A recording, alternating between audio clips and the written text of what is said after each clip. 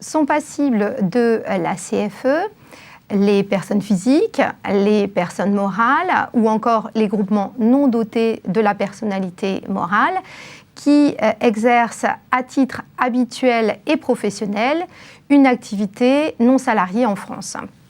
Le caractère de l'habitude pourra s'apprécier ou pourra être apprécié pour savoir si certaines activités exercées de manière très ponctuelle, par exemple des expertises, rentrent ou non dans le champ de la CFE. Le caractère professionnel va se déduire du caractère lucratif de l'activité. Par ailleurs, sont considérées comme ne revêtant pas un caractère professionnel celles des activités qui relèvent de la gestion patrimoniale.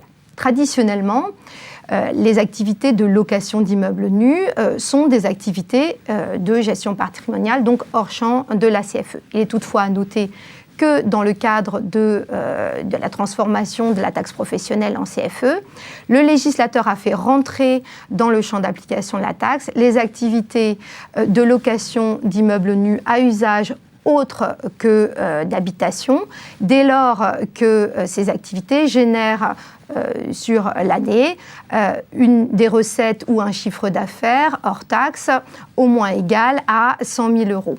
A contrario, sont considérées comme professionnelles les activités de location meublée ou équipée.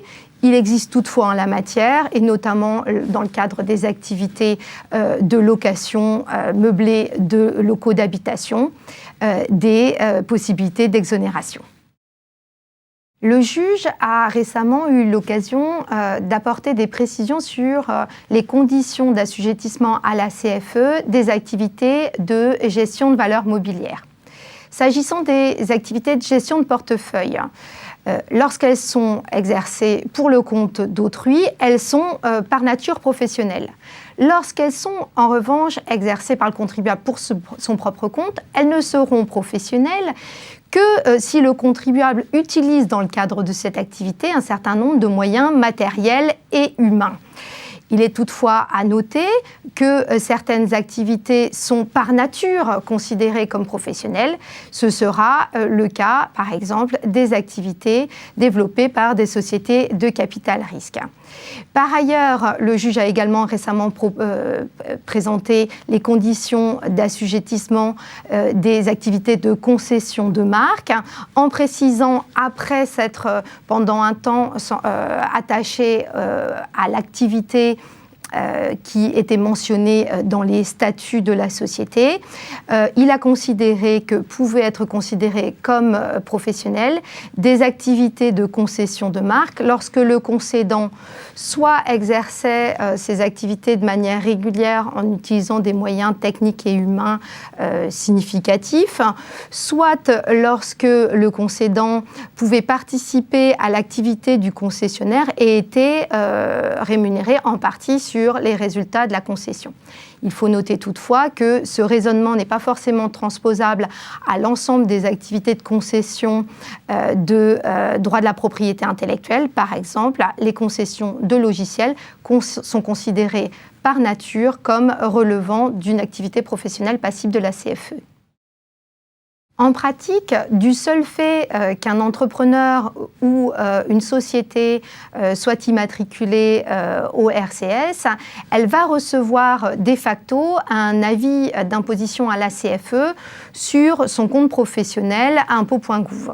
Or, nous sommes d'accord que dans ces situations un petit peu limites, le volume des biens immobiliers utilisés sera faible, voire nul. Donc, les entreprises vont être assujetties à une imposition sur la cotisation minimale. En fait, la cotisation minimale est une cotisation établie sur une base minimale dont le montant est fixé par la collectivité territoriale en fonction du chiffre d'affaires. Il faut savoir que cette cotisation minimale n'est pas due lorsque les conditions d'assujettissement à la CFE ne sont pas réunies.